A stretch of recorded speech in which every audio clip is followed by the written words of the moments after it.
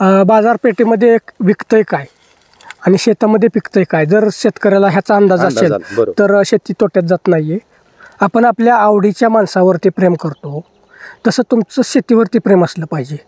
मनापासून प्रेम शेतीवरती जर असेल तर शेती 100% तुम्हाला फायदा देते. बरोबर. जसं की तुम्ही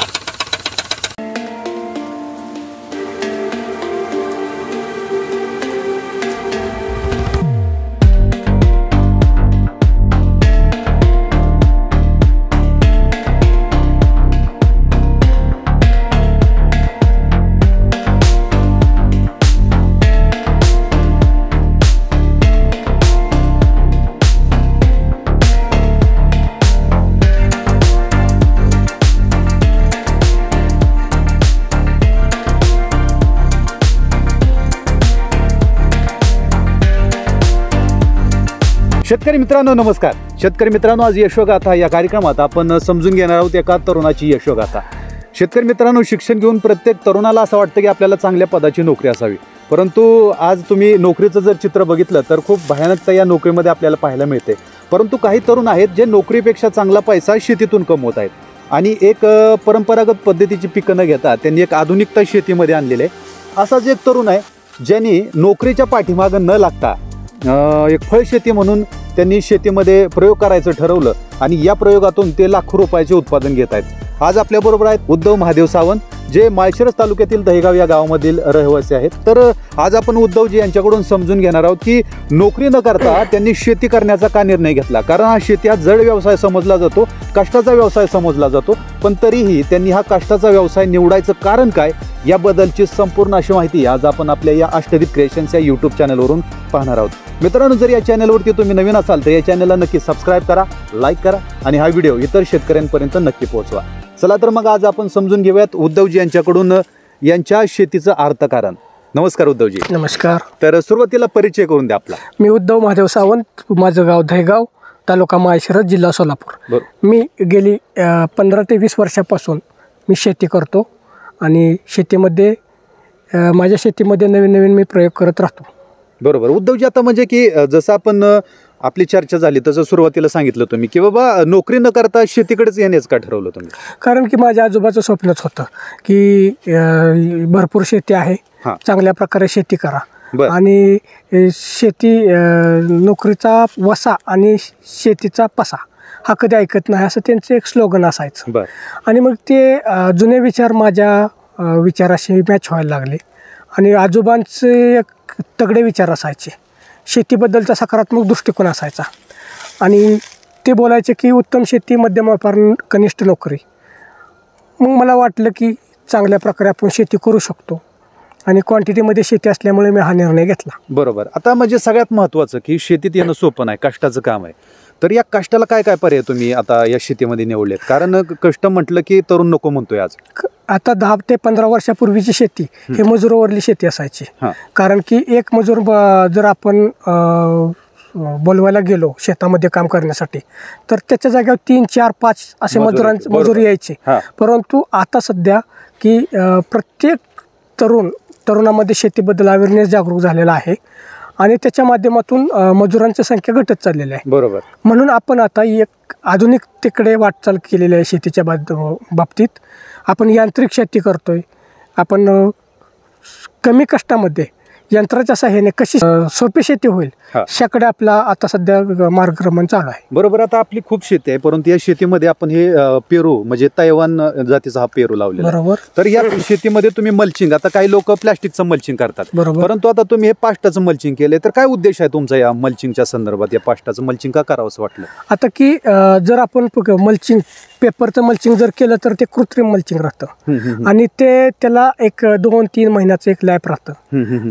परंतु हे पाष्टाचं मल्चिंग केल्यानंतर आपल्या शेतीमध्ये जे काय जीवाणू असतात ते जे जीवाणू वरती येतात, जशी पाचट कुजत राहील तसं एक हे नैसर्गिक आच्छादन राहतं आणि नैसर्गिक आच्छादन केल्यानंतर त्याच्या पाष्टीच्या आतमध्ये जीवाणूंची संख्या वाढते आणि मातीचा सामू, जीवाणूचं संक्रमण ह्याच्या माध्यमातून सेंद्रिय कर्ब चांगल्या प्रकारे वाढला जातो. बरोबर. आणि त्याच्यामुळे त्याचा फायदा एवढा होतो की पिकाचं तुम्ही पाहता ह्या पिकामध्ये की ह्याला तजेलदारपणा राहतो, पिकाला कोणती तुमच्या डिपेन्डन्सी राहत नाहीये. आणि जर तुम्ही मल्चिंग पेपरवरती जर हे पिकाशी केली तर ह्याच्यामध्ये तुम्ही रासायनिक खतांचा ज्यावेळेस ड्रिपच्या माध्यमातून देता त्यावेळेस हे पीक असं एकदम स्ट्रेसमध्ये असतं. जसं की एखादा आजारी माणूस सारखा औषधाच्या आहारी गेल्यानंतर तो स्ट्रेसमध्ये जातो, तसं ह्या पिकाचं देखील आपल्याला स्ट्रेस समजला पाहिजे. म्हणून हे मल्चिंग पेपर न वापरता तुम्ही पाष्टाचं आच्छादन केलं. बरोबर, म्हणजे की सेंद्रिय कर्ब जमिनीचा वाढतोय प्लस नैसर्गिक आच्छादन. आणि आता उन्हाळ्याचे दिवस आहेत, उन्हाळ्याच्या दिवसामध्ये पेपर तापला जातो, परंतु हे पाष्टाचं जे नैसर्गिक आच्छादन केलंय ते त्याच्यामुळे गारवा तयार राहतोय, असं मत आहे तुमचं. बरोबर. तर म्हणजे आता तुम्ही एवढ्या शेतीमध्ये कोणकोणते प्रयोग केले की म्हणजे की अभ्यासात्मक शेती करणं खूप महत्त्वाचं आहे आज, कारण कशी वेळीवाकडी शेती केली तर ती कुठलीच परवडत नाही आपल्याला. तुम्ही जसं सांगितलं यांत्रिकीकरणामुळे तुम्ही तुमच्या शेतीवरती मजुरांचा जो काय भार आहे तो कमी केला. यांत्रिकीकरणानंतर अशा कोणत्या गोष्टी तुम्ही शेतीमध्ये अवगत केल्या की ज्याच्यामुळे तुम्हाला शेती फायद्यात वाटते आज?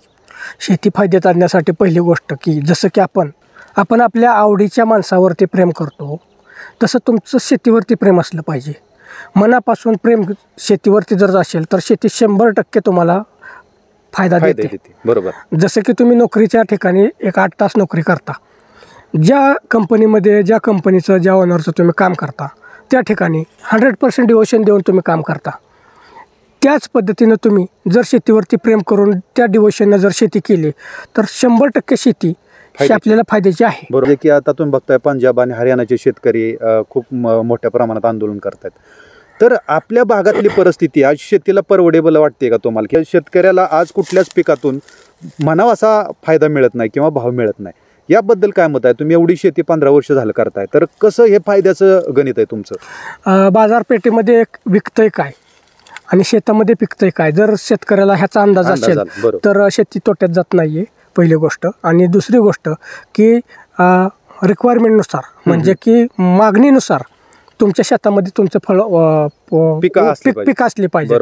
जर तुम्ही सपोज पेरूची लागवड आज शेकडो एकर पेरू झाला तर उद्या भविष्यामध्ये बाजारामध्ये ह्याचा आवक जास्त प्रमाणात राहतं. बरोबर. आणि त्याच्यामुळे शेतकरी हा त्याचा प्रोडक्शन कॉस्ट काढू शकत नाही. बरोबर. का तर खाणाऱ्यांची संख्या जर 100 असेल आणि जर 200 देणाऱ्यांची संख्या 200 असेल तर ह्याचा टॅली होत नाही विषय. त्याच्यामुळे माझ्या माहितीप्रमाणे खाणाऱ्यांना काय लागतं आणि मार्केटमध्ये कशाची कमी आहे आणि किती प्रमाणात आहे हे ह्याच्यावरती पहिल्यांदा शेतकऱ्याचा अभ्यास असला पाहिजे. बरोबर. आणि मग त्याच्यानुसार तुम्ही गुणवत्ता ठेवून की शेती पिकवली पाहिजे. जर तुमच्याकडे जर हे फळांची गुणवत्ता असेल, कोणतेही पीक असो, जर गुणवत्तेसाठी जर तुम्ही केलं तर ते नक्कीच स्वीकारलं जातं असं माझं मत आहे. बरोबर. नक्कीच.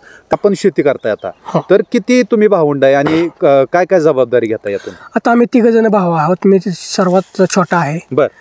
थोरले 2 भाऊ पूर्णपणे शेती करतात.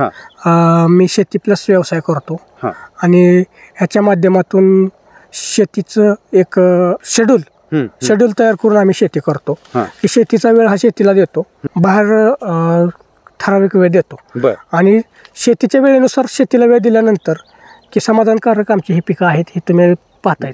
बरोबर. तर आता काय काय म्हणजे आता जमीन किती आहे आपली आणि या जमिनीत पिकांची कशी विभागणी केली? आता टोटल 52 एकर शेती होते, त्यापैकी आम्हाला 26 एकर शेती वाटून आलेली आहे. चुलत्यांना 26 एकर गेलेले आहे.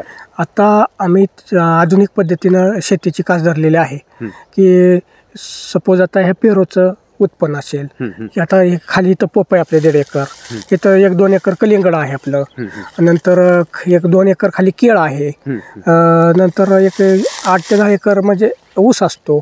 असं जर आपण एकत्रित हे केलं तर शेड्यूल वरती जाऊन आपण ही शेती व्यवस्थित करतो. बरं. तर आता शेती म्हणजे की आता खूप खर्चिक असेल तर आपल्याला पिकं परवडत नाही, काय काटछाट करताय आता खर्चामध्ये तुम्ही? आम्ही पूर्णपणे केमिकलचा वापर हा पूर्णपणे कमी करत आणलेला आहे. आम्ही शेणखतावरती जास्त फोकस केलेला आहे. जसं की माझे आजोबा 84-85चा काळ असेल, त्यांनी एका एकरामध्ये 110 टन ऊस काढला होता आणि शंकर साखर कारखाना सदाशिवनगर याचं द्वितीय पारितोषिक पटकवलं पटकवलं होतं. होतं. तर त्यांना आजोबांबरोबर चर्चा करत असताना की त्यांच्याकडे खूप असा जुन्या विचाराचा संग्रह असायचा. मग त्यांच्याकडे शेतीबद्दल खूप माहिती असायची. मग त्या माहितीचा आपल्याला काय फायदा घेता येतो का. मग त्यातून एकच आम्हाला समजलं की आजोबाच्या काळामध्ये युरिया नव्हता, सुफला नव्हता, तुमचं कुठलंही दाणेदार नसायचं. की जुन्या लोकांचं जे आयुर्मान असायचं, आयुष्य असायचं, त्याचं कारण की ते नैसर्गिक शेती पिकवत होती बरोबर. आणि शेणखतावरती ते फोकस करायचे.